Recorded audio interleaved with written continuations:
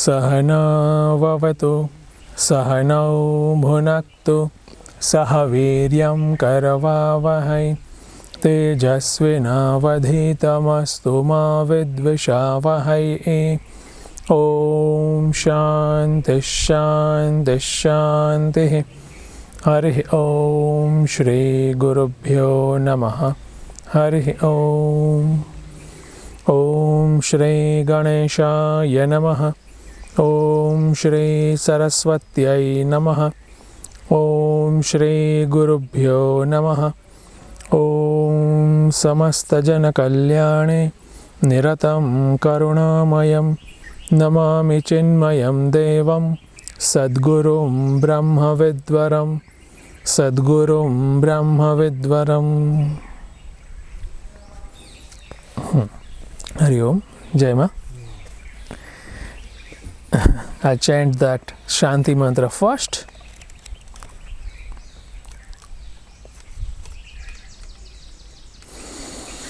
Om Bhadram Karune Vishrunuyama Devaha Bhadram Pashye Makshabhirya Jatraha Sthirairangai Istushtuvagansastanubhihi Vyashema Devahitayadayuho Swasti na Indro Vruddhashravaha Swasti na Pusha Vishwavedaha Swasti nastarkshyo arishtanemihi Swasti no bruhaspatir dadhato. Om Shanti Shanti Shanti.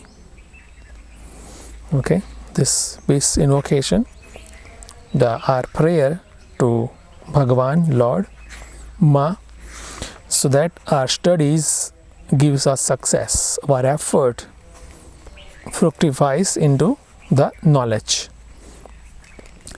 And I also chant the first mantra of Kaivalya Upanishad. Atha Ashvalayanaha Bhagavantam Parameshtinam Upasametya Uvacha Adhihi Bhagavan Brahma Vidyam Varishtam Sada Sadbhihi Sevyamanam Nigudham Yaya Chirat Sarva Papam Vyapohya Parat Param Purusham Yati Vidwan. So, student of the Upanishad, Ashvalayana, approaches the teacher, Brahmaji, and asks the question where one has paused, one has stuck. So, the question is not in the nature of relativity, question is not in the nature of personal life, personal problem, in the field of relativity. The question is in a field of area of personal identity, core level identity. And the nature of question is that I want to know Brahma Vidya. So student is very clear that Brahma Vidya is the one which can give me the infinite bliss. It can clear all my problems and doubts. It says also here, by this Brahma Vidya, all the sins, all the ignorance can be removed for good. Okay. So there is a clear connection in the intellect of the disciple that by gaining this I will eradicate this. By gaining the knowledge, Brahma Vidya, I can eradicate the ignorance in my intellect, which is the root cause of all my pains and miseries. Okay, so that particular correlation is very clear. Okay, and that also shows the maturity of the student, because many a times, we are not clear that what will give me the solution. We may try that particular thing only, but without that clarity, our effort will be half-hearted. If there is a clarity, I will definitely put my 100% into it. Okay, so that's what clarity of the student over here is. And as a result, the teacher is also starting the imparting the knowledge. The second mantra also we have seen. I'll still chant. Tasmai sahovacha pitamahascha shraddha bhakti dhyana yogadavaihi. So now the teacher, the Brahmaji, is now starting his discourse, his upadesha, and talking about Brahma Vidya. And see, we have to see that sadhana is of twofold. Like, we say people are of two kind. We say economically or gender wise, we make some distinction. See, here also distinction is made, twofold sadhana. One sadhana is a preparatory sadhana, and the second is an actual one. Like when we saw the seed, we need a best climatic condition also, but on top of it we need actually the water, the manure, etc. also. Okay, so for seed, the water etc. becomes the and even the quality of the soil becomes like a main one. Climatic condition also is auxiliary, it's also useful, the need. Okay, so same way in Sanskrit it's called sakshat karana and sahakari karana. Sakshat means a direct cause. The direct cause is a Vedanta Shravana, Manana and Nididhyasana. And Sahakari Karana, the helpful, which is helpful means essentially helpful. You cannot go around it, you have to go through. And that is a Karma Yoga and Upasana Yoga. Means right conduct, right way of religious way of living, just and value-based lifestyle, and various different sadhanas prescribed by our elders, our gurus, our scriptures, etc. So all combinations are necessary. The student here is such that who has finished one's own the personal sadhana, which can elevate one's own state of mind, purify one's own chitta or mind, that is done. Such level of student is over here. But overall we need to know that that both kind of sadhanas are necessary. Okay, and I remember once Swamiji was told that even if we listen to the Vedanta and we have to certain extent understood also, but unless the purity lesson is finished, we cannot abide into the knowledge. So sometimes there is a backdoor entry, into the class or into the particular knowledge system. Even though we get it, but still we have to finish what we are supposed to finish. So that is called the Sahakari sadhana and the Pramukha sadhana. So what Shravana is, I told earlier that Vedantesu asesheshu adi madhyava sadhanam dhihi tatparya avadhanam. That's in a Sanskrit. Means in my intellect, I completely understand the entire process of Vedanta. Entire teaching of Vedanta I understand. Not as a information, but as a awareness. And mananam is I bust the doubts in my intellect, okay, with help of the knowledge I have gained, and also with the help of even sometimes guru also, okay. But I bust the knowledge, I bust the doubts, okay. And nididhyasana is also the step next comes, that even though I am convinced as a part of, as a result of a mananam, but still I am not living it. My old tendencies and habits are just surfacing every now and then. So that time I definitely need the deeper contemplation, meditation into that nature, okay. So that is necessary. So here the same thing is being told with different words. Shraddha, Bhakti, Dhyana Yogat Avaihi. Shraddha Yogat, Bhakti Yogat, Dhyana Yogat. It goes that way. If it is a Dharma Shastra, means in the area of relativity, Shraddha would have different meaning. Shraddha would have that, yes, you have a faith in teacher, you have a faith in a scripture, in a Vedas, and follow it, isn't it? Here also the element of faith is necessary, but having a faith in a teacher and a scripture, you understand the Upadesha.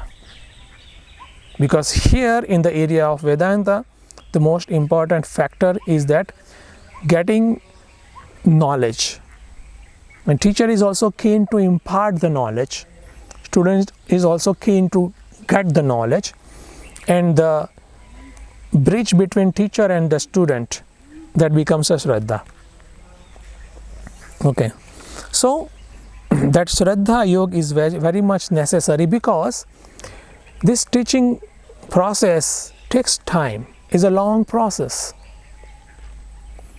And if with the skeptic mind, or if with a mind without a Shraddha, if we go ahead, naturally we end up becoming a dry on that subject. Oh, that is too much for me, you know. Maybe that might not work out for me. Something else I want to try. All that expressions just start surfacing in one's mind. Okay, so Shraddha is very much necessary. But for Dharma, Shraddha is also base, same way, base for the Adhyatma also. And in another Upanishad called Taittiriya Upanishad, that even the Shraddha word is using that, Yasya Shraddhaiva Shiraha, of Vijnanamaya Kosh, for intellect. What is the head of intellect? It is called faith. Okay, so faith is important everywhere. Another text also calls that the trust in words of Guru and scripture is called faith. Okay. Is trust and faith distinguished, or is it synonymous? It's just, we can take synonymous. Some difference here and there with some context it might have been told, like a Shraddha and Vishwasa. You know, it is there. Words are also there like that. You know, in like a level 1 Shraddha, level 2 Vishwas, it goes that way also. You know, that okay, now once I have faith, but I have experienced also. You know, then now have complete trust. You know, like that it goes. But both are in the same line. We need to employ entire of our personality into this pursuit. We cannot afford to have half-hearted efforts. You know, and the faith is keeping our intellect also in check.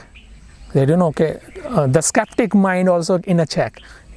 That exactly is needed actually, because here we are charting into area of unknown. That also cannot be known by our senses, which we are used to of. Okay, so that's why it's necessary. So with faith, one must learn the Vedanta, one must learn the Upanishad, one must learn the nature of self. Okay. And then second is Bhakti Yogat. Shraddha Yogat, Bhakti Yogat. No. So the Bhakti generally, the Bhakti goes in the line of Sharanagati. I am devoted to, I surrender to. I surrender to whom I am devoted to. Okay. So in the area of naturally dharma, the religion and our heart. So I am devote to somebody or my Ishta, my Guru.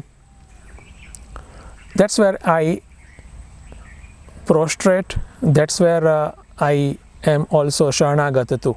This is my bhava. So, and accordingly I act. I act according to what my Shraddheya tells, what my Guru says, what my Guru even dictates at times. It depends on how much level of Sharanagati, surrenderance we have. Okay. So that's what.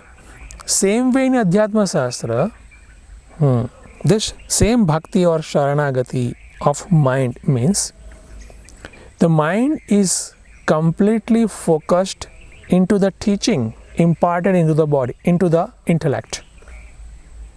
Could you say that again? Mind is completely focused into the teaching one has gained. Okay. One is devout to that teaching. Okay. Because the second stage is very, very important. It's just like, the Mahatmas gives example of a cow. Cow chews twice. First, we'll chew it and just put it inside, and then second iteration of the chewing starts, It'll sit down somewhere and again bring it back and chew it, which is already been swallowed, bring it back and again chew. Similar we also need to do. That we understood with the Shraddha, with the faith, and with understood. But still the intellect will have some or another doubt that how come it's possible, Okay, I have faith completely in a Guru and teacher, but still I don't understand this part.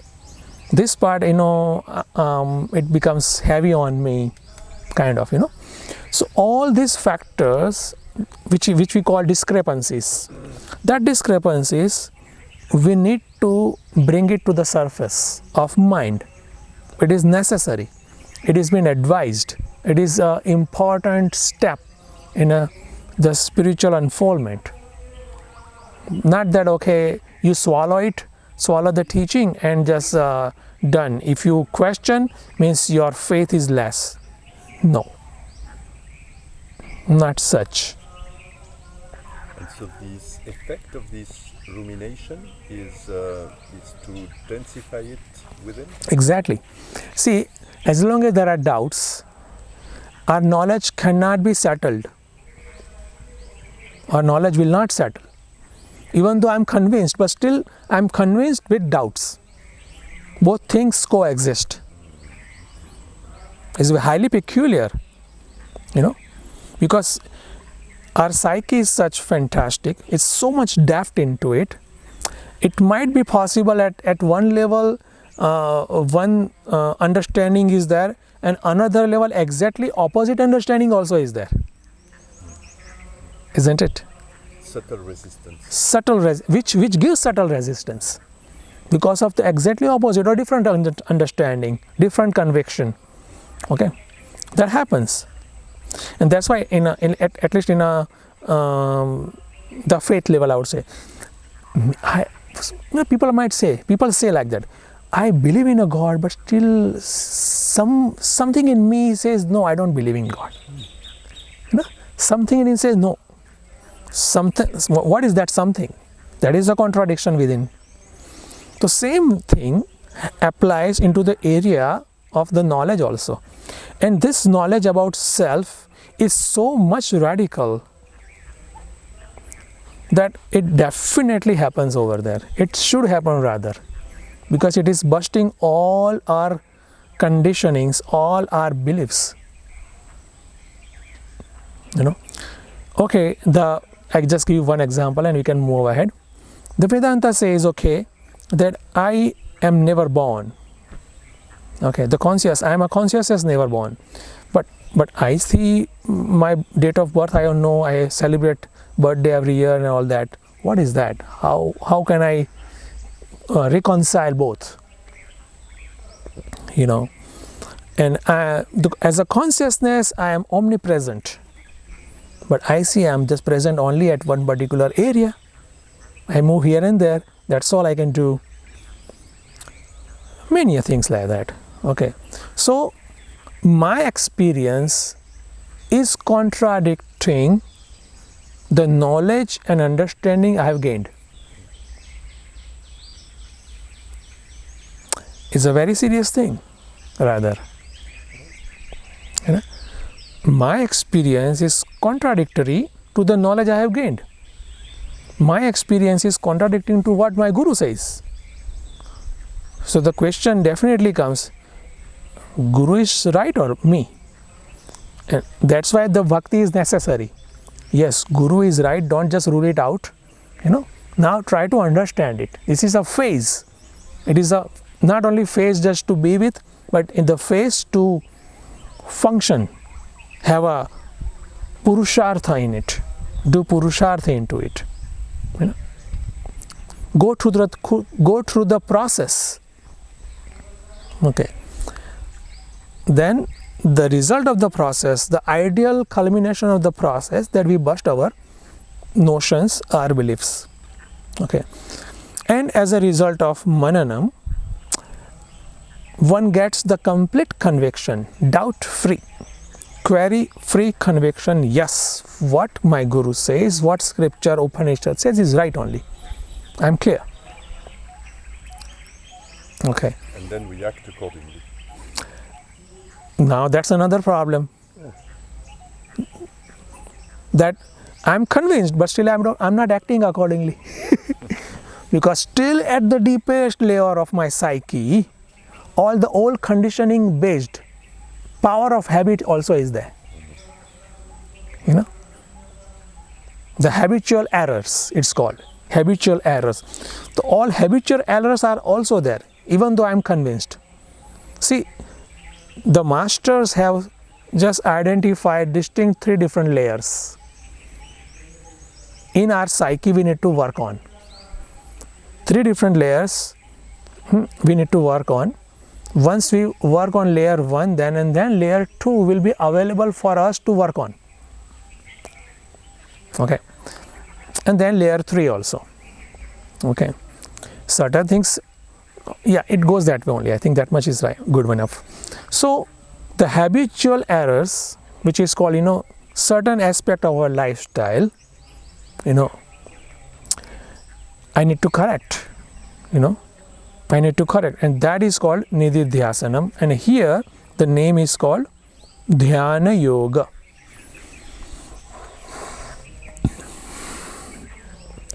Gurudev Swami Chinmaya gives a name, contemplation, meditation. Not only quiet mind, okay, but with the quietude of mind, just internalize deeper and deeper this conviction of mind. That is the process. Okay. So the deep internalization is necessary, and that's where the final stage comes. This is the final stage, rather. And as a result, the knowledge I am convinced of becomes my second nature. It becomes eventually my second nature. Till that point, I consciously need to make efforts to live according to knowledge. Okay. It's interesting it's called second nature as opposed to first nature. Yeah. It becomes me. That's true. That's the limitation of the language at that point. If this junction is such, the limitation of language definitely will appear one or another way.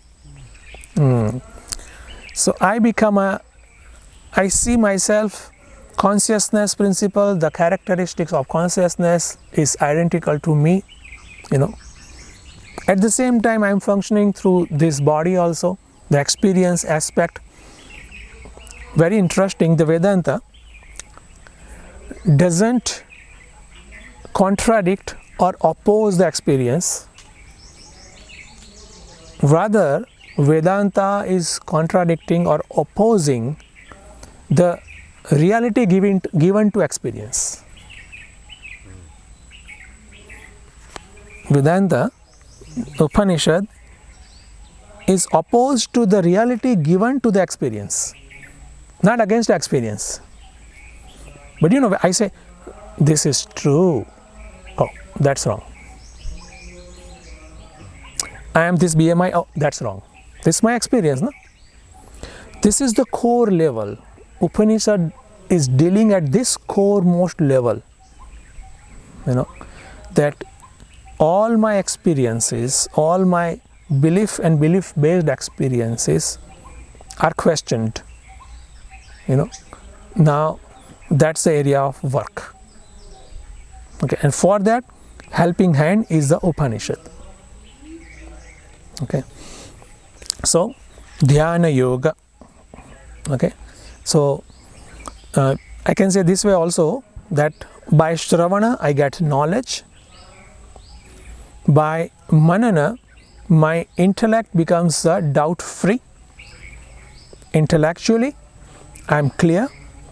By Nididhyasana, the final level of one's own sadhana to gain the knowledge, by Nididhyasana one becomes free of one's own psychological hang-ups. One becomes free from psychological level also, because that's where all our fear, greed, etc. Is been there. So that particular aspect. See, when Ramakrishna Paramahansa gives a small example, in the area of Nididhyasana also. It is like that we saw a tiger in a dream. As tiger is attacking on me, I wake up, So after waking up, I know that there is no tiger in us such. Okay, it was just a dream, but still my heartbeat is high. Why? Because there is a shock in the mind. It's not gone yet. It's still going on. So then I give a self-suggestion. Okay, it's gone. Nothing like that. So that exactly is the Nididhyasana process. It's nothing. It's gone. It's just an experience. It's not a real like that. All that we need to do on ourselves, on our psyche. Okay, and that is Dhyana Yoga. Okay, Avaihi. So this 3 in 1 is a Gnana Yoga. Shravana, Manana, Nididhyasana is a Gnana Yoga. And it's not optional. Yes, it is compulsory. Okay, it is a main sadhana considered for gaining a knowledge. Sakshata sadhana is called. And again, we also need the Karma Yoga with various upasanas for cleansing our mind, Chitta Shuddhi, and making our mind very, very focused. Okay, that is also definitely a must. Then and then one can know the very, very subtle self. One can contemplate upon it. One can meditate upon it. Okay. So one who is qualified will definitely go further in the area of Gnana Yoga, gaining the knowledge. And over here, this process is also long enough that one need to have sustained efforts. Okay. And that's why Shraddha, Bhakti is necessary. Okay. So having said this, the Guru is now talking about the preparatory means also. Okay. From the top gear now Guru goes to the second gear, the lower gear. Okay. And as a part of the preparation, what is essential is now Guru is telling, Brahmaji is telling this next mantra. Okay, I'll chant. न कर्मणा न प्रजया धनेन त्यागेनैके अमृतत्वमानशुः परेण नाकं निहितं गुहायां विभ्राजते यत् यतयो विशन्ति. Okay. I think that it has another part also. Maybe we can take later on because it's densely packed. So now here Upanishad or Guru is talking about the preparatory means which are essential to gain the knowledge of the self. Sahakari sadhanas or sadhana chatushtaya. Very, very important. Okay. Then and then success is possible. It is just like in our relative world also. If one desires to have a successful business, one definitely needs a business mind. One definitely needs to have that much level of intelligence or develop it by going to the business school, etc. or working under somebody, you know. And one need to definitely put forth a lot of efforts for a long time. As a result, there is a success. Okay. So, same applies over here. Yes. The only thing is area is different. But yes, the purushartha, the self-effort, systematic, following the rules, understanding the laws, understanding all the phenomena, and then working on oneself. Okay. In the world out there, we need to work somewhere in the world. Here, laboratory is myself only. My own mind I need to work on. Okay. And this particular spiritual practice, now the direction is being given in that line. The qualities are definitely there: viveka, vairagya, samadhi, sata, sampatti and mumuksha. Okay. Discrimination, dispassion, these are the two. The third quality is a pack of 6. All the mental qualities of called control over mind, control over senses, steadfastness into one's own duty, endurance over the surrounding, having a faith in a guru and shastra, and the last one is the focusing of mind. Pack of 6, that is a third quality, and the fourth quality is having the strong desire of getting liberation, getting this knowledge. Okay. Here, different way it is been told. Out of 4, the second one, which is called vairagya or dispassion, that has been highlighted. Dispassion is been highlighted. And vairagya or dispassion is given the name tyagaha. Tyaga. Another synonymous to tyaga is a sannyasa also. Means one has to take sannyas. Then and then it works. No. It's not a lifestyle which is compulsory. It is the attitude which is compulsory. Okay. Lifestyle helps.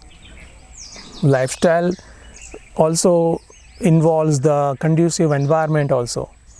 Lifestyle also involves the conducive set of duty also. Set of task. Okay. Conducive to what? Conducive to knowledge. Conducive to the efforts of gaining knowledge. That's why it has been praised.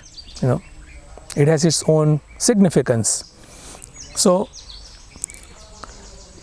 again, sannyasa is also been told of 2 types.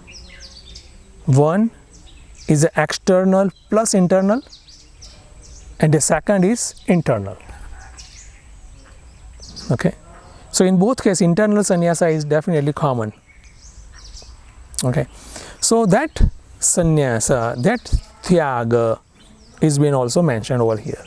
What it means internal? Means psychologically I am attachment free. Psychologically, I am phobia free. Psychologically, I am hang up free. No fear from external worlds and surroundings, etc. All acceptance in the area of the change of the world. No attachments. So, detached mind is a strong mind. Attached mind is a weak mind. It might seem opposite at some times, but internally the detached person knows that I am strong enough, I am free. An attached person knows that how much dependent I am. So that particular aspect one need to develop. How to develop? By developing the first quality, which is called discrimination, viveka, by thinking. Mature mind, discriminate mind, which is called viveka, can culminate into the vairagya, which is dispassion, which is called dispassion. That is a method one. Second way also in the with the area of the devotion keeping in mind, we should have the strong conviction, strong our belief that whatever I have, it belongs to God. God has given me this opportunity of functioning through this particular objects, people around, etc. So, no ownership. Okay. That is also necessary. That will definitely bring the vairagya. But method 1 or method 2, it is necessary. Then we can glide through our relations, glide through our whatever possessions we have, and reach at the doorstep of a Brahma Vidya. Reach to the level next, what is necessary for our self-development. And that's why if we see many of our problems across many people is to how to let go things. Let go things. So they need to work on it. That's where one need to work more. Or even though one has worked or one has done spiritual practices, but still this aspect is still left, maybe not significant, but still left, one has to come to that level and work it also, if it has not gone. That's all. Sense of ownership is very close to attachment, actually. Yes, very close. And attachment like this. Yeah, it binds one and binds others also. Even though for the normal person also, even though things are useful in a transactional world, as at present also, but still sense of attachment should not be there. That's the ideal case. That's the case for the advanced student. Even though it's a useful thing, even though it's a transactionally helpful thing for me and others, I am having some right over it, but still I don't exercise that right. And how I see, the right is of God. One. And the second, I don't have right. It's coming that way. So either of this one has to use. That I remember Swami Vivekananda, what he says that this world is like a gymnasium. Okay. You enter into gym to become stronger, become fitter. So same way you enter into this gym called world and make yourself fitter, make yourself stronger. How? Becoming detached, becoming more wise than what you are right now, becoming wiser. Okay. So that's what is the purpose or we can say higher purpose of coming in this world, so that we can learn, okay, and come out of the mistakes we keep doing, okay, rise above it. So, and see, that part is also told in a Gita also. Tasmat sarveshu karyeshu mam anuswara yudhyacha. See, Bhagwan is also treating Arjuna as a devotee. Okay, says because of that only all the teaching is given in and through all the actions, no matter how important or insignificant is. Remember me and act. Give your best, yes, and also remember me. Means what? Everything belongs to me. Means God. Don't have a ownership over it, because that ownership comes unconsciously. So we need to have a conscious effort. Okay. So that is necessary, and that's why even Bhagavad Gita is also called Bhavadveshini. Bhagavad Gita hates the sansara, hates this attachment based lifestyle. Okay, so here, coming back to this mantra, the vairagya or tyaga is being given utmost important. It's compulsory, the Veda declares, and what it says, that na karmana. Okay, first of all, the amrutatva manashuhu, that word goes with all words. Na karmana amrutatva manashuhu, na prajaya amrutatva manasuhu, na dhanena amrutatva manasuhu, then tyagena eke amrutatva manasuhu. See, the point is, amrutatvam means the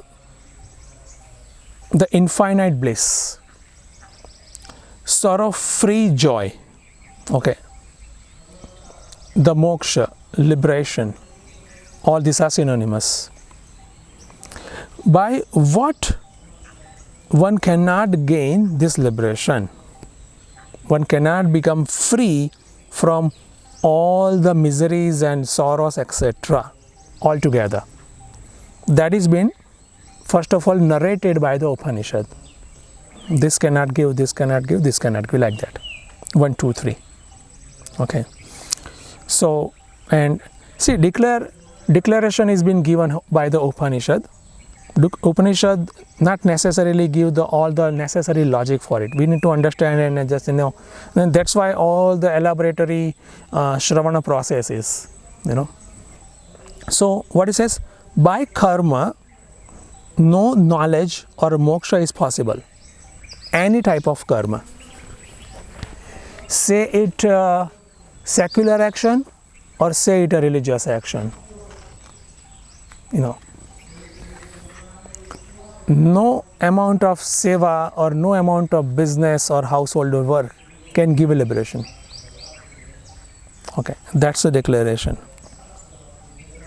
And see, our experience also tell the evidence that any kind of action we do, that is not giving a knowledge. For example, we go to college. Going college is not giving us knowledge. Gaining knowledge gives us a knowledge. Going to college and having a teacher and co-students and environment of the teaching, those are necessary external entities. It is necessary external entities, but that doesn't guarantee knowledge. Otherwise, one would go and sleep there and one will get out of as a knowledgeable person, PhD or whatever degree. And that doesn't work. Even if you work. Even if you work also doesn't work. You have to go through the right methodology of a knowledge, right efforts one has to make, and one must have that proper inner criteria, state of mind and state of intellect. as per the level of state of intellect and state of mind, and based on the one's own sincerity of the efforts, one will gain the knowledge. Okay. So, by gaining knowledge, I gain the knowledge. So, knowledge gaining, that way we can separate out from the action. Okay. By going to college, I gained the knowledge. No. Okay. It is helpful. Or it is compulsory also, we can say. No problem. But the knowledge gaining is something very, very peculiar and a unique one. And that's why the teacher teach the same thing to all students, but all don't have the same amount of knowledge, same level of knowledge. No. Because that particular inner process must happen, and it requires the students' continuous efforts. Okay. Teachers' continuous efforts. That doesn't guarantee the knowledge. All the elements are right in a proportion than the knowledge. So you learn by learning, we can say. Not by knowledge, but not by karma or action there is a knowledge. So, by action, there is no freedom. The point. That's one thing. But we may say something we get out of action. No? There is significance of actions, yes. And whatever effect of the action is, has its own limitation. See, we have to go into that depth. See, our acharyas has also dissected the action also, karma. The karma or the result of the karma is based on 5 factors. The doer, the instruments, the place, the time, intensity.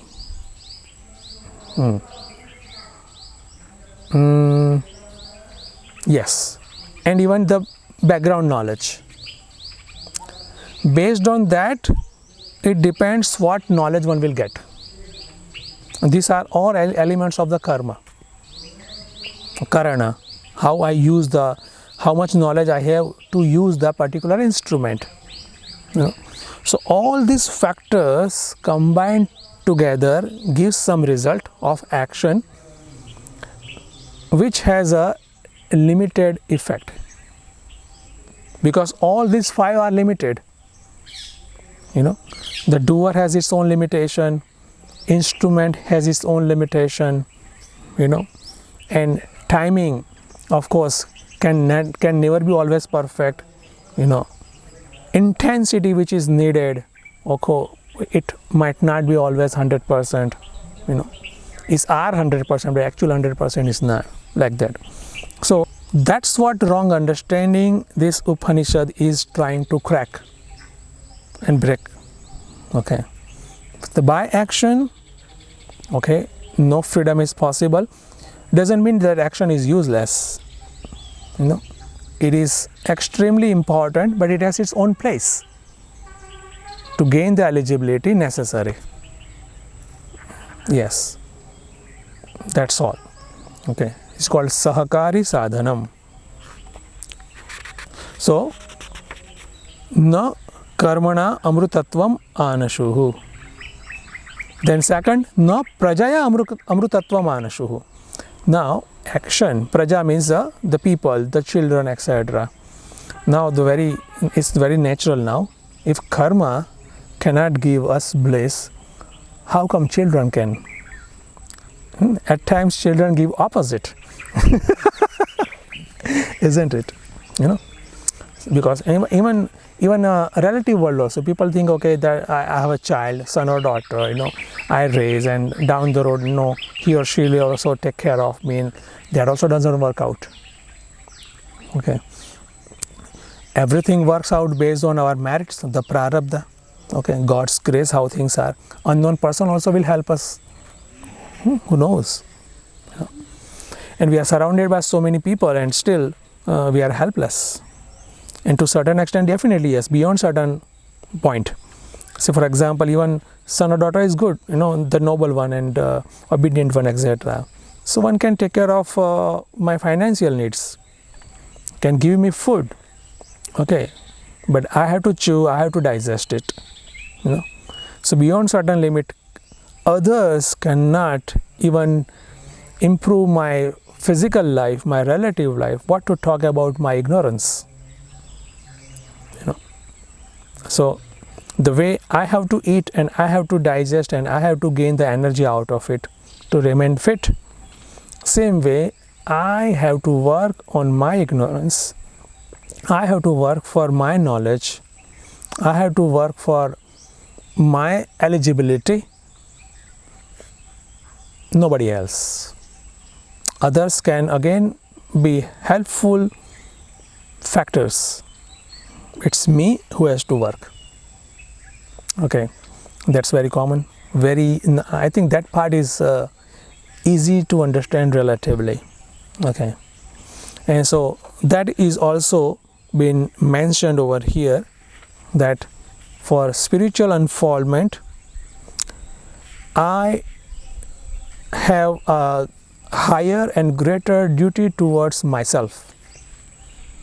Okay, in the area of spiritual development, unfoldment, means I should take care of my spiritual unfoldment. Nobody else can do for me.